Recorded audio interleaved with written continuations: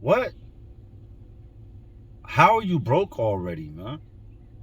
And it's not making sense. I just helped you get out of a jam. Remember your dog was sick? I had pneumonia or something and you needed 1,500? I helped you. You about to get evicted? This is when having a big heart sucks. All right, man, I'm going to help you out. I got you. All right? I ain't going to let you be in the streets. I got you. All right. Use the money, all right? What you mean you need some more money? I just gave you money 2 days ago. Remember you was going to get evicted? Oh, you used that to fix your car. I'm a good person? True indeed. Look, I ain't got it right. Why you balling your face up? I ain't got it right now. I'm what? Oh, now you gonna curse at me. Now you hate me. I done helped you all these times, and now that I can't help you, it's a problem. Why did I even help to begin with? I'm stingy. You don't even have a job.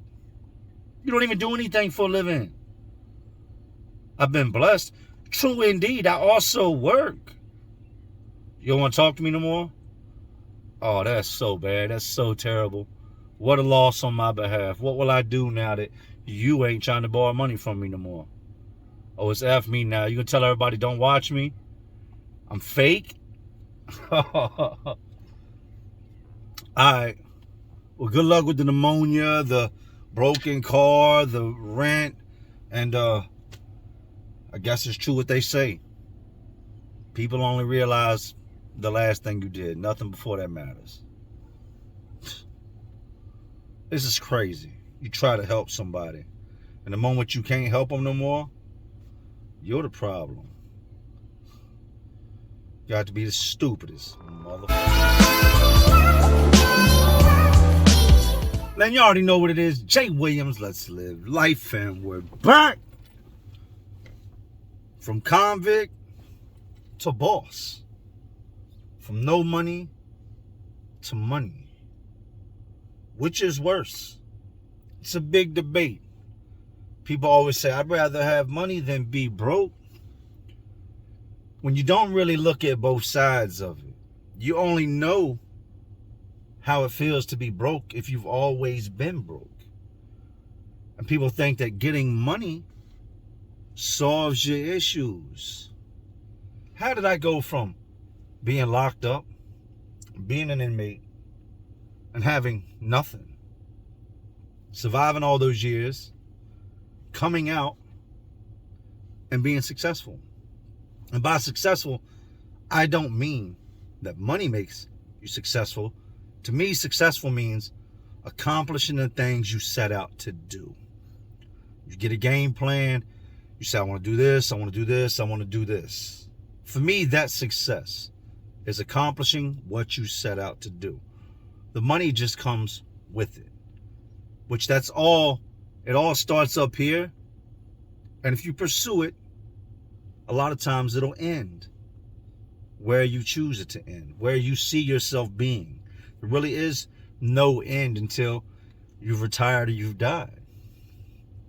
Today, we are going to get into from convict to boss, from broke to having money. The pressures that come with both locked up and out here in the streets. I've dealt with both sides of the coin. I've been in prison with nothing. I'm going to tell you how that played out. I've been in prison. I had more than I needed. And I'll tell you how that played out. I've been out here and had nothing. And then I've been on the very top.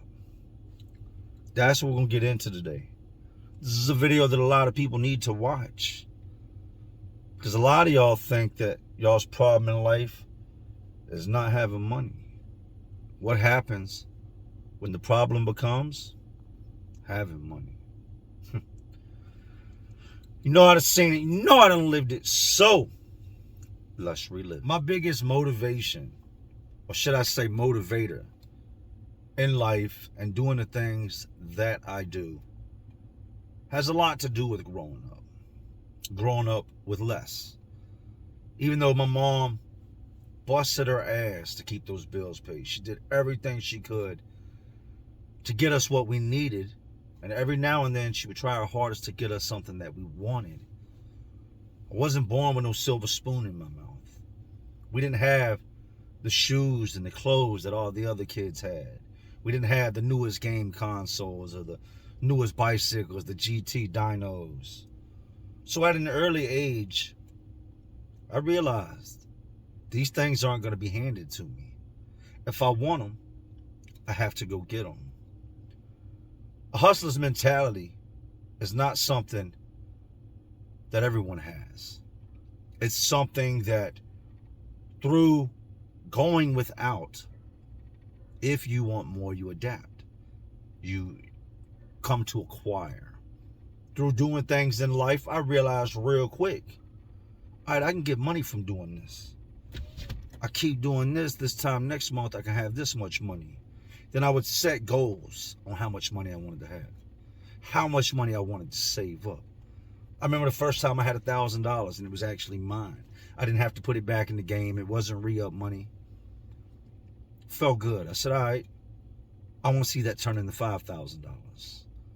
2 months from now, I want to look down in that shoebox and see $5,000. I did that. Then when I got to the $5,000, I said, all right.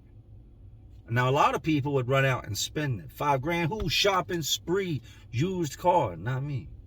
$5,000, all right, now I want to see that turn into $10,000. I would continue to hustle. I'd hustle. I remember being in trap spots, and the trap spot is where junkies go to get high and where drug dealers go to sell drugs. I'd be in the trap, and other dudes would swing through that were hustling as well. They'd have fresh Timbs on, fresh J's on, big chunky chains. I'd be sitting over there in my work clothes, dirty jeans, a dirty hoodie, hands dirty, because I was saving my money. Then I realized down the line that these dudes looked like money, but they didn't have money. This started early on. Then I make my way through the system. I start going to jail, start going to prison. Don't have a dad at this point. All I got is my mom. Now, my mom will do what she can do for me, and she's always been there for me. I can never take that from her.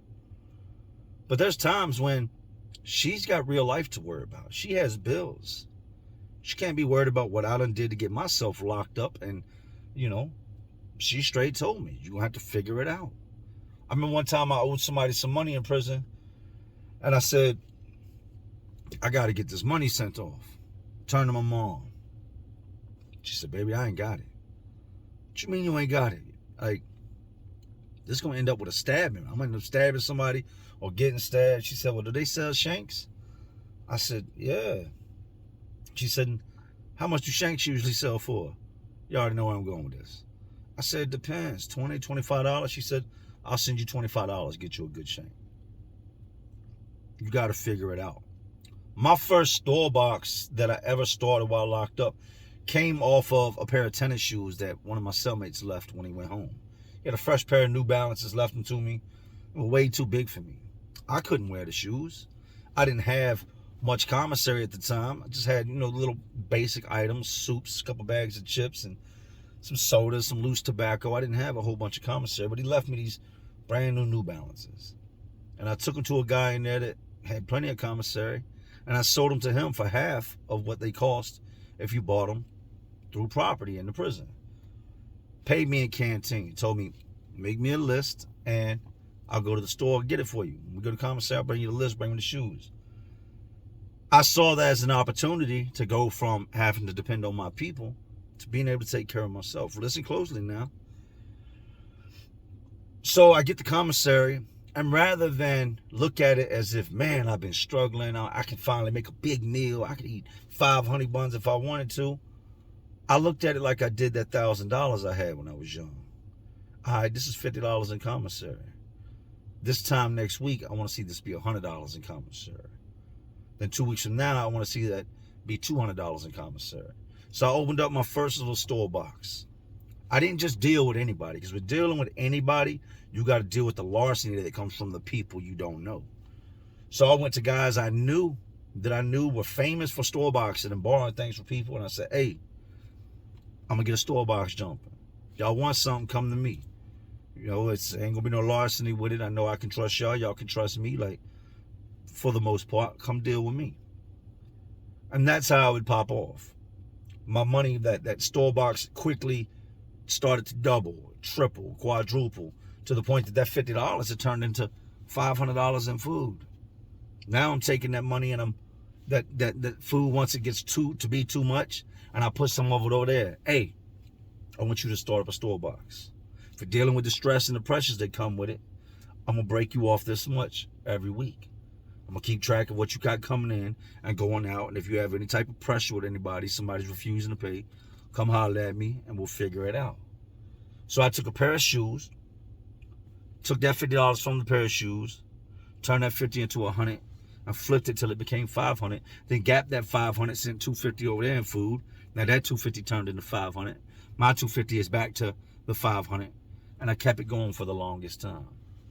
I ended up getting jammed up on some stupid shit in there behind somebody trying to play and not pay me, and got sent on the other side of the yard. So I lost a lot of what I had, but I had more in myself than I started with. I didn't let the money, I didn't let the newfound items change me, because my biggest fear was being broke again. My biggest fear was going hungry again. I knew if I wanted to just splurge and eat it, I could, but I didn't, because the bottom line was I had what I needed. Even though I didn't have what I wanted, it was there if I wanted it. Let's get into this next story. 2 major dates you're gonna hear in this video today. July 10th, 2014, the day I was released from prison. Actually, January 20th, 2020 would be the day that I uploaded the first video to Jay Williams' Let's Live Life. July 10th, 2014, I stepped out of prison that morning with a box, my TV under my arm, nothing really to my name. I had a check in my pocket for almost $7 grand from doing exactly what I just told y'all I did. I accumulated, I saved, I penny pinched, I went without.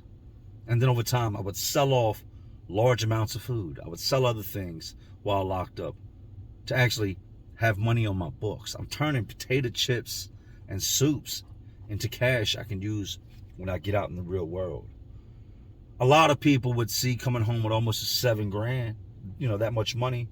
They would see that as an opportunity to sit back and relax. Man, been in prison for a decade. I'm gonna go on vacation. Yeah, that's what I'm gonna do. I'm gonna hit the beach. Go out there, I'm gonna rent a car. I'm gonna do this, I'm gonna do that. Not Jay. I went to work the following morning. The day I got out, I went and spoke to a man at a flooring company about a job. Man did not want to hire me because of my criminal record. Man threatened to fire me before he hired me. If you think you gonna come up in here putting your hands on people, you're going to jail and you're gonna get fired. You was in prison for robbery and malicious wounding. Why should I take a chance with you? I held my composure. I stayed professional. If you'd allow me, sir, I can make you money. I'm good at what I do. I'm good with my hands. I'm in my 30s now. I was in my mid-20s when I got locked up. Now I'm in my mid-30s. I'm not that same guy I was when I was arrested many years ago. I've grown up and matured into the man that you see now. I just want to make a living for myself. Give me a chance. That's all I ask for. Give me a chance. I don't want to ever do anything illegal again. I want to work. The man gave me a job. I would work that job, I would say, better part of 5-6 months. When I got my license back. I had never had a license in my entire life. At 34 years old, I do not have a driver's license. I went through all the procedures, paid everything I had to pay. Meanwhile, I'm steadily stacking money. I've married the girl I was with at the time, the woman I met, probably say about 8 months before I got out, I met my wife. I married her shortly after getting out, so some of the money went towards that. But the rest of it, I just kept stacking. After a while of working this job, and I seen there was no room to go forward, I already knew what I wanted to do before I did it. It just takes a lot of courage to step out there and do it. I was renting this small house. We were living off Broad Rock, off Bryce Lane. It's a cut through. It's the hood. Gunshots all day long. We kept having little issues with the house, and the lady that I was renting from, Miss Jones, thank you and salute to you, kept sending people over to fix little things, and they just were not capable of fixing the things that needed to be fixed. So I told her, I'll take care of the upkeep, and I'll fix this and this, and we'll just figure it out on the rent.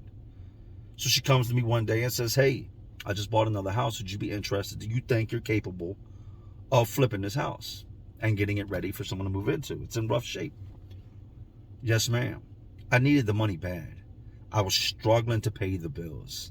The little job I had, I was getting paid every 2 weeks, $500 and some dollars. We were struggling. I set a price with her. She actually set the price and I agreed to it. It wasn't a whole lot of money. I think it was under $1,000. And I went in there by myself that Friday evening, worked till 3, 4 in the morning. That Saturday morning, I got up about 7:30 and I went in there and I worked all night till like 3, 4 in the morning.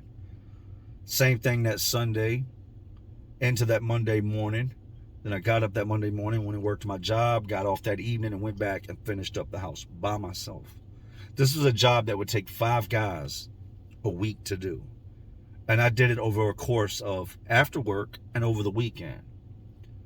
She was impressed by the work. This is amazing. You and your guys did a great job. I don't have any guys. I did this by myself. At this point, I didn't have the money for tools. So I took the little bit of money I did have and I went and bought a hammer, screwdrivers, a handsaw, all the little things I knew. I made a list of what had to be done in this house, and I made a list of the tools I would need, the bare essentials, and I worked it. She came to me with another house, and I said, yeah, it's a much bigger house, so I'm going to have to hire someone to bring somebody on to help me with it. I called my brother. My brother worked at the same place I did at the flooring company. He came in, and he helped me. We knocked it out. Now, like I told you, with this job I'm working, I'm making peanuts. I can't live off this. I've got custody of my son that was left behind when I went to prison, and I have custody of him. He lives with me. I've got a wife. I'm the man of the house. Getting out here and doing illegal stuff to get money is not an option because I'm going to lose them. I'm going to have much bigger problems than rent. So I've got to figure out a way to get more money. I posted an ad on Craigslist saying what I was licensed in, what my skill sets were, worded it the right way, prayed on it, and then I quit my job. That ad took off. I got hit up by somebody that to this day continues to be one of my biggest investors. For the longest time, I mean, when I say longest time, I'm talking 6 months. I didn't have the money.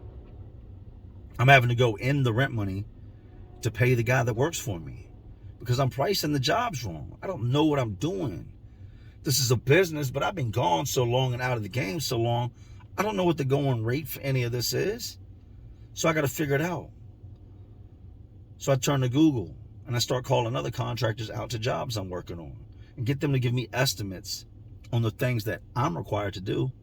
And I'm more or less essentially using them as the blueprint for what would become my company. How much I should be charging. All right, you want how much for that? Where did you come up with that number from? And why is it that much? Well, we charge this per square footage, or we charge this amount for this amount for this, and they would break it down, not knowing that all I needed them for was the numbers. I did not need them to do any work.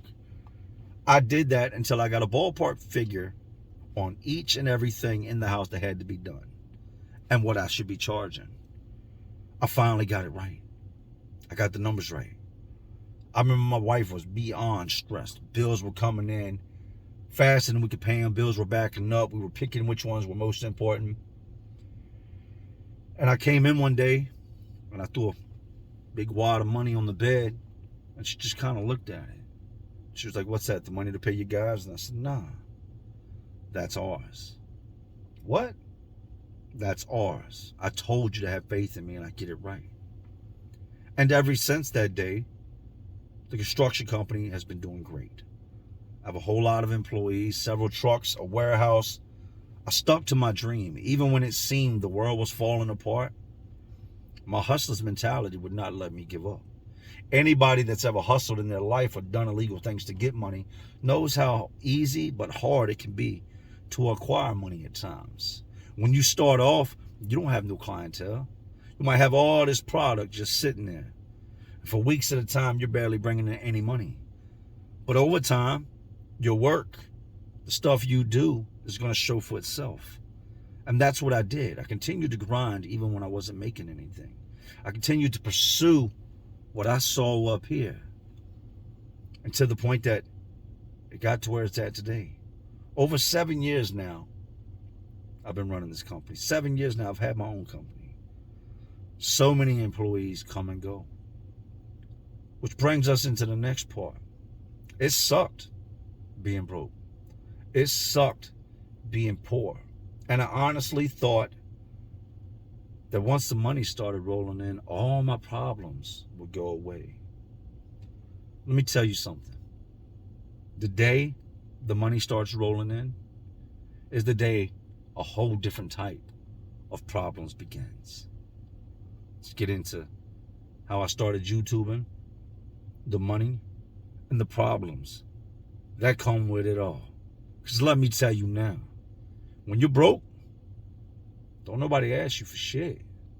Once you start getting money, you get a whole lot of friends. So now with the construction company up and running, not only can I get what I need, I can get a lot of the things I want. Long before there was ever any Jay Williams, Let's Live Life, I put myself in a position where I was okay. My family was okay. That idea of starting a business went from an idea to something that was supporting many households, enabling men to feed their children, pay their bills, and me included. Now, people think as a company owner that you just roll around in all this money. Like you're like Scrooge McDuck in the money bin. You're just diving in and out of money. Nah. A lot of money goes back into business. Vehicles mess up, it's my job to buy more trucks. Motor blows up, it's my job to put a new motor in there. Materials, payroll, taxes, insurance, and then there's the gray area of unseen. We'll just call it shit happens. And when shit happens, it's my pocket that's responsible for taking care of all that. A lot of people get money and they blow through it as fast as they can get it. And then when the shit happens, comes up, they're done for because they didn't save anything for that day. I've always saved for that day. We fast forward now, almost 6 years into 2020. I've done all the things I set out to do. All the things I used to sit on that prison phone and talking to my wife and tell her that I was going to do, I stayed true to. I did it. I told her, I want to run my own company. I want to have this type of car. I want to live in this type of house. And once I do all these things, I want to have another child. I accomplished all those things, and then my little boy was born. 2017, August 4th. Shout out to my little man, love of my life. I'm sitting there one day and I started thinking back, and I've been watching a lot of other YouTubers, and I still do to this day. A lot of the guys I started watching back then, I still watch to this day. But in watching these videos, I got to thinking about something that happened while I was incarcerated. And like I said, with the construction, it all started as a thought. Now, the last prison I was at, they sent me there as a therapeutic community place. It was a place where people grouped all day. They sat in chairs and they talked a certain amount of hours a day. And me, I worked in the warehouse. I was bucking. I wasn't going to do this. In order to keep me in the program, they allowed me to go work in the warehouse. Well, some days the warehouse wouldn't be there. And shout out to Mr. Chalmers for giving me that job in prison.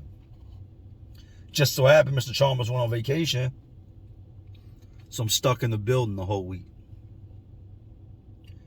Counselor tells me, get up there and talk. I'm like, nah, I'm not getting up there and talking in front of these dudes. I'd seen them laugh at guys. They really don't pay attention to the man talking. The guys sit in the chairs and talk amongst themselves. Sometimes you can't even hear the guy talking because these guys are so loud, rude, and disrespectful.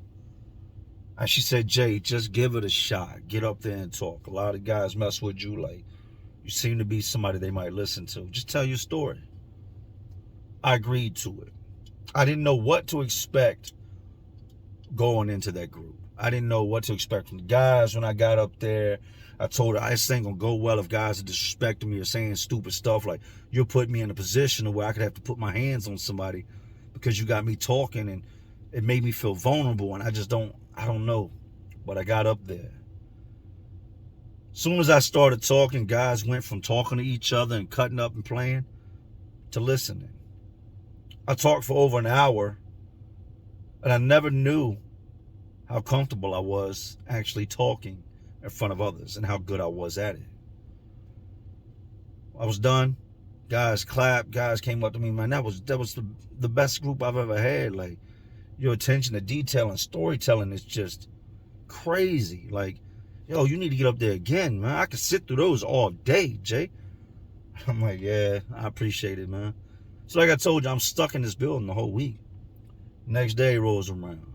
Miss Collins comes to me. Jay, the guys are saying they want to hear you speak some more. It's actually like what y'all watching right now, but live. I enjoyed the feedback. I enjoyed the feeling. I enjoyed venting and getting things up off my chest, sharing with others, and how others had told me my story was, something they had thought about all night and how it was going to help them in their future. So I agreed to it. And that entire week, I got up there for an hour. Sometimes I get up there an hour in the mornings and an hour in the evenings. And I would just do what I'm doing right now. I just kick it and tell the stories and relive it. I did that entire week. And then I had to go back to work. And then the counselor came to me and said, hey, Mr. Chalmers has agreed to keep you on the clock at work if you'll come back and talk to the guys. Nah, I did you a favor. I did it. It was cool and all. But I ain't with all that doing them groups. I'm not doing that no more. She talks me into going to other buildings once a week and speaking with guys, just getting up there in front of them and speaking. And it was the same reaction that I was getting in my building. I did not know at the time that what I was doing in those moments in prison with speaking to those men would lead me into a YouTube career. I had no clue. I had no clue that I had this gift. I didn't know. I'd never tried nothing like that. So once a week, I would agree to go over to whatever building and stand there and talk in front of guys that they're on different sides of the yard, different sides of the compound. Talk to guys that I have never, ever spoken to. You're talking white guys, black guys, Spanish guys, gang members of every single gang, guys of every single walk of life you could imagine. And I was able to stand there for an hour and captivate them. I could shut the room down. And me standing there in an hour, I was able to transform everybody's situation. I could take them out of prison and back to the streets. I could be speaking on relationships and females. And dudes would be like, man, you had me feeling like I was in the sheets with her. Like, that's crazy. Like, oh, you was talking about the shootout. You had me, like, ready to duck in the chair. January 20th, 2020 rolls around. And I don't know what possessed me to do it. I took the camera. I took my phone. I propped it up. I did a couple of little, just like recordings of myself to get used to being behind the camera. And I recorded my first video. From there, I continued to record. I wasn't getting many views. I didn't have many subscribers. Nobody knew who in the hell Jay Williams Let's Live Life is. But I didn't let that stop me. Just like with the construction. Just because I wasn't seeing the results I wanted immediately, I didn't stop. I kept going. I remember hearing guys make little remarks. Hey man, y'all can't go in the shop this morning yet. Nah, Jason, they're doing them dumbass YouTube videos again. Like, I'd heard other little things, people saying, why is he doing this, man? Like, the chances of him becoming a successful YouTuber, like, just stick to construction, dog. You already winning. Why is you doing this? Nobody saw it. I did. And the few comments that I did get back, I realized, even though nobody knows who I am, I'm reaching people. Here we are again. I'm able to help people. I'm having one-on-one conversations with people and issues they have going on in their lives. And then I'll talk to them later on down the road, and they're like, that really helped me. This is where I'm at now. I knew that I was on to, I had started something great. I was on to the beginning of what y'all are watching now. We roll around. It's been a year now. I've been YouTubing. I'm not monetized. I don't have 1,000 subscribers. I don't have the 4,000 hours for watch time. I'm not seeing no money off this. But I'm making those videos day after day after day after day. I'm posting them. I'm keeping it all the way 100. I'm putting my heart on the line. My thoughts, my ideas. I'm putting myself out there to the world. I didn't know where this was going to go, but I knew this is what I was supposed to do. You just know. I wake up one morning and my phone is going crazy. My phone is just, anytime I would get a comment on a video, my phone would make this certain alert. And my phone is jumping like something off of a hotline. It woke me up out of my sleep because the alerts were coming in back to back, back to back, back to back. And I'm like, what the hell is going on? Is my phone glitched out? Is somebody pranking me? Like, what is up, man? Why is this phone doing this? So I look and I open my phone and there's hundreds of comments on a video I did. So I go to the video and I'm watching and I'm like, the numbers are just rolling. They're rolling. They're rolling and rolling. I could refresh the page and just like that, 1,000 views. Refresh it 2-3 minutes later, 2,000 more views. One of my videos went viral. And it was a video that after making, I felt so uncomfortable while making the video just because of what the topic was and what it had to speak on, which was a man being violated in prison. I felt so uneasy and uncomfortable after telling that story that I damn near deleted the video. But I felt this story needs to be heard. Maybe this will be the story that'll make somebody change the way they think and that'll keep somebody from getting locked up. This man's story has got to be told. That would be when Jay Williams' Let's Live Life took off. Hundreds of videos. A whole entire year of posting with nobody watching. I'd do a live and nobody would even join the live, but I would still do it. There'd be 3 people in there. I didn't let what I was currently seeing stop me from what I saw coming in the future. We fast forward a year later, January 20th. Actually, yeah, a year from that date would have been January 20th, 2021. It was around the time I got monetized. We fast forward to January 20th, 2022, February 4th, 2022, and I have 263,000 plus subscribers. Almost 50 million views. And I make a living off of not just my construction company, but off of YouTube as well. I've had an outpour, an amazing outreach from you guys, the subscribers, the viewers, in need of help. I've helped more people just speaking to them than I ever imagined I would. I've helped more people financially than I ever prayed I would be able to. But that's where the gift and the curse comes into play. I was gifted with the ability to be able to speak to others and reach others. And my not letting the lack of money stop me from being a construction worker, construction company owner, it became what it's become today. I didn't let the views or the fact that nobody was watching me shut down my dream of being a YouTuber. I continued. And then it became what I saw appear. It became what it is today. So let's recap. I came home, just Jay. Got a job, took that, switched over into a new lane, busted my ass for a long time, got my construction company up and running until it is what it is today.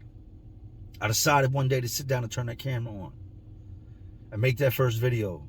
And when everybody else doubted me, I continued to do it. They doubted me with construction. When I told them I was going to come home from prison and be a good father and that I wasn't the same man, people doubted me. They expected me to come out here and go right back to the streets and do what I always had done. But I didn't. I came out and I did what I said I was going to do. When people would ask me, why are you YouTubing if you're not making no money? I told them it's not about the money. It's about the dream. It's about the fact that it feels right to me. It's about being able to help others and share my life in hopes that nobody else ever has to live my life, never has to walk in my shoes, and to show others that it is possible to get more in this lifetime. We've all heard money is the root to all evil. I prefer to say the lack of money is the root to all evil. When you ain't got it, you do what you got to do to get it. Then some people get it and it still don't change nothing. I have a huge heart. That is my gift and my curse. I have a huge heart and I want to help the world. And I tried. I tried to help everybody I could with this newfound money. If I told you how much money I made, y'all be like, you're lying.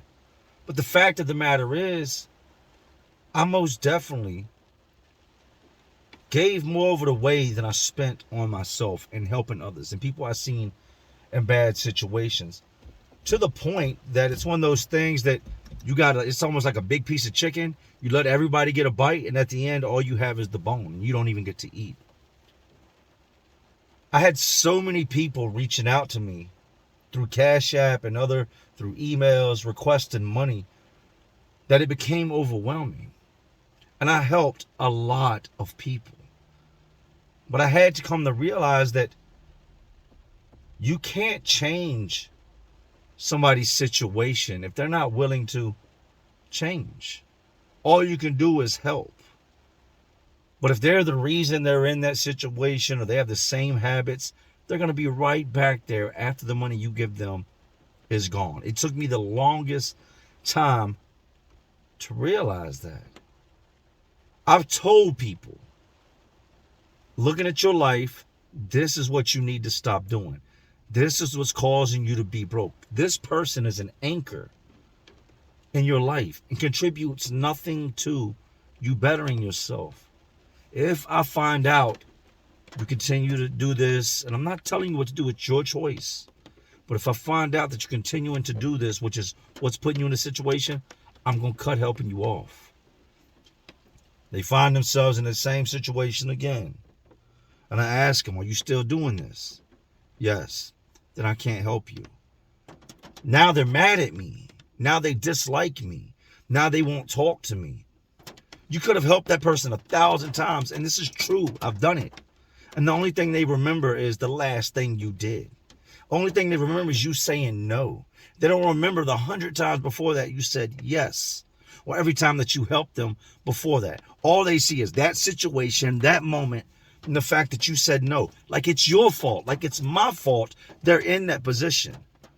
Like I haven't helped them time and time again. It started to feel like this. The only way I can really think mentally to break it down to you. Imagine there's a boat sinking and you swim to another boat and you get up on that boat. You've gotten yourself up out the water and there's all these people in the water. Now you look down and some people are trying their best to swim, but they keep sinking. And you got some people that have just accepted their fate and they don't even try to swim. They just sink. Who are you going to save? You can't save all these people, but you extend your hand. You grab somebody that's trying to swim, that's trying their best to make it, and you pull them up out the water. You save that person. Then you've got some people that just want to be saved or think they want to be saved that refuse to swim. You pull them up and they start to pull you down. So you have to let them go and try to help the ones you can. Now the ones you just helped jump back off the boat into the water and they're broke again. They're in the same situation again because they did the same thing to begin with. There comes a time when you realize you can't save everybody. People swim, they make it to the shore. And then they say, fuck him. He didn't help me. But I pulled you up on the boat 10 times. Yeah, but you ain't pulled me up that last time. I had to figure it out myself. That's what you get, Jay. That is what money brings. There's a reason really, really successful people are lonely. People, let's not use the word successful. Rich people, rich people keep small circles. You don't see them with a lot of people. And there's a reason. The more people you have around you, the more people you become responsible for. Look at any of your favorite rappers or musicians from 10, 15 years ago. When they were hot and popping, they had a whole entourage of people behind them. Everywhere they go, you'd see all these people surrounding them. And the moment they fall off, they're no longer on the Billboard charts. They're no longer selling records like that. Look at them today when you see them. They don't have all those people around them no more. They don't have that entourage no more. Everybody's disappeared because they can't get anything anymore. I've had people come work for me because they needed a job, and I would help them in all aspects of their life. Lifelong friends. And then they do something that causes me to have to fire them, and now they hate me. Now they dislike me because of something they did. Oh, he thinks he's better than somebody. You got yourself fired. This is business. Why are you taking it personal? And then after getting fired, they continue to reach out like I'm supposed to save them. I gave you a way out. I gave you an option of a better life, and you chose this way. And now instead of earning it, because you can't earn it from me anymore or earn it for yourself, you're coming to me for handouts. I can't do that. To sum it up, here's a perfect example to prove my point. Take a fake lottery slip, winning numbers. Say you ain't got no friends on Facebook. You post a picture and nobody hits you up. Your phone is bone dry. Nobody ever calls you. Nobody wishes you a happy birthday. Tomorrow's my birthday, February 5th. I have loved ones. I hope that people call me, but if not, it is what it is. But say you have no friends. You have no circle. You eat dinner every night by yourself, you and your dog or you and your cat. Damn, nobody even calls to check on me. You post pictures of your life. Nobody cares. Now take a picture and do a small video and say, oh my God, I can't believe it. I hit the lottery. $100 million. I hit the lottery. And post that to your Facebook. Give it a few hours and see how many friends you have.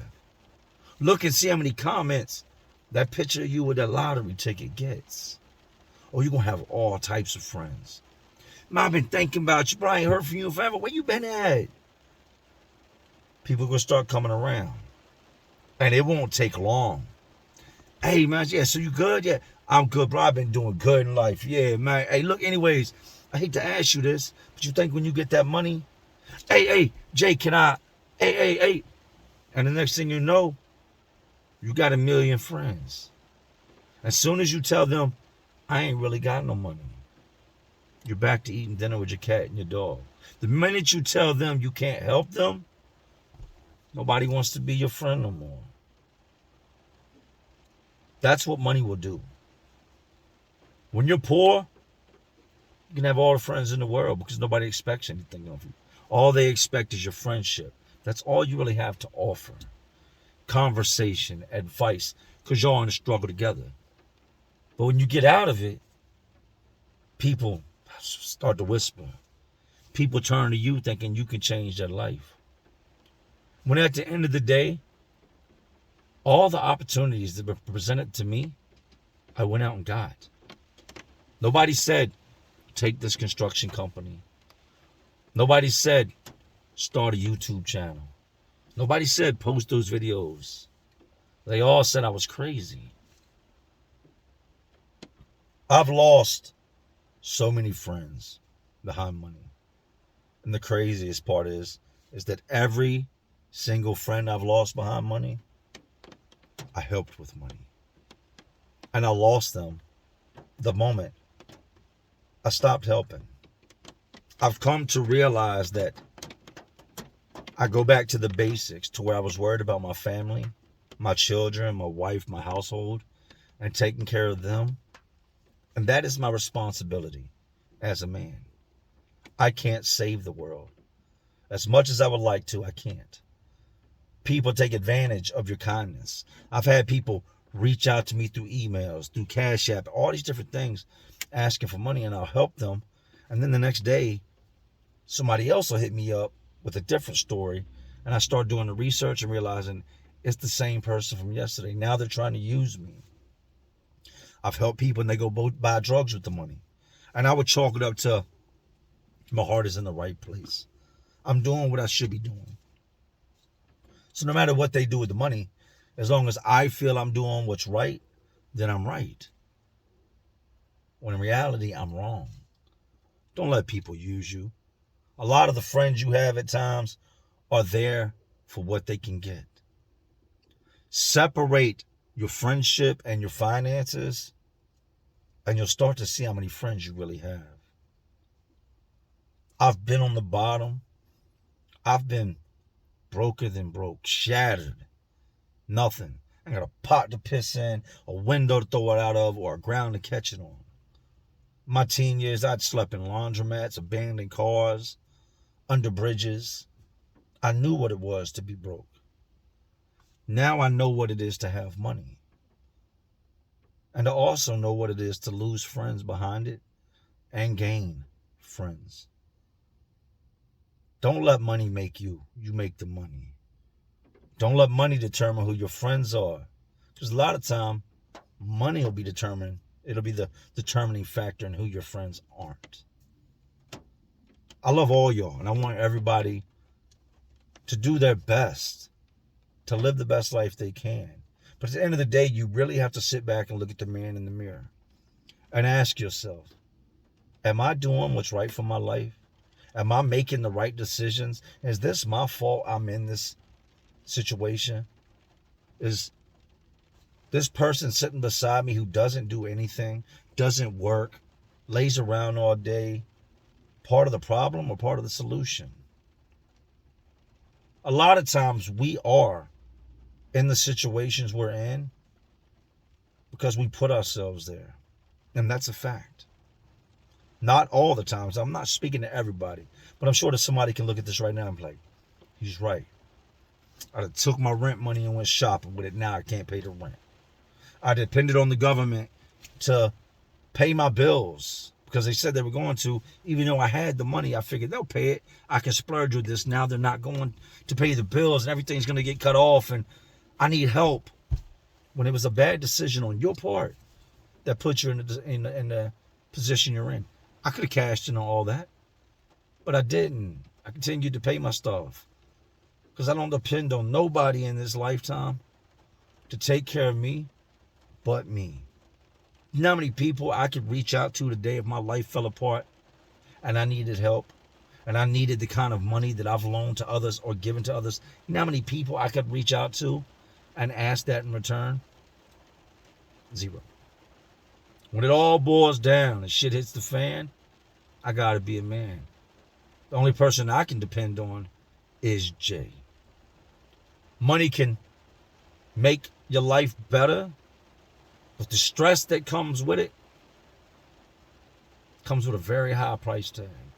When you start losing friends and family members because you've put yourself in a position to have more, it's almost better to be broke. That's why a lot of rich people pretend they don't got no money. That's why a lot of old people die.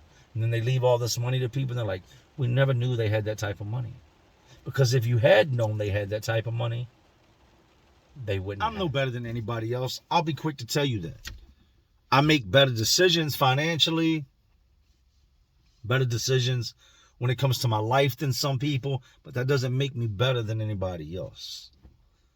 Money can bring all types of things to your life, but there's a lot that comes with it that you would never, ever expect. When you go from having to worry about the lights getting cut off to somebody killing you because you have money, that's a major stress. I would never And I'm not the type of person that would get on Instagram or on here and flash a whole bunch of money. People say, well, you should. That's motivation for others. Some people are going to take it as motivation. And some people are going to take it as, man, look at dude, man. I'll go take that shit. Or look at dude trying to floss. Everybody's not going to see it as motivation. They're going to see it as, oh, he's trying to shine on me. People are going to feel some type of way. Look at all these rappers that get killed behind money. Pop Smoke. Dudes ran up in his house. Took him up out of here behind money. That's the difference between being broke and having money. It's a whole different caliber of problems. It's a whole different tax bracket. Hope y'all enjoyed today's video, and I hope y'all listen, man. I love all y'all. As always, you know that. Thank y'all for watching. I hope that today's video can get somebody up, motivate them, make them get out and go get it tomorrow. It's there. Go get it. Don't take no for an answer. A lot of times when you think you're failing, you're on the verge of winning, but you just give up too soon. You give up before you get to the finish line. Keep running. Keep playing the game. Keep working. If you've got your eyes set on something, it's acquirable. But you'll never know if you quit. You'll never know if you stop midway through the race. Nipsey said it. The marathon continues. It does. Even after everything that I've achieved, I'm still running. I'm not satisfied. My story's not over. It could all go away tomorrow. What did I save today for those times? It is Friday. That means it is payday. So I got to get this money. Got to get the guys paid. But anyways, these jail detentions, these prisons, these streets, they're all just crazy worlds inside of this already crazy world we live in. And as always, y'all know what I'm doing. Just trying to keep y'all entertained. Are you not entertained? And like always, this is Jay Williams, Let's Live Life. And to all my real ones, and there are some real ones watching, because y'all still watching me. Man, y'all know how we do. Salute. How you going to lose people you help? You help them, they love you. You don't help them, they hate you. But if you call them and say, you help them, they love you. That's why people pretend to be broke.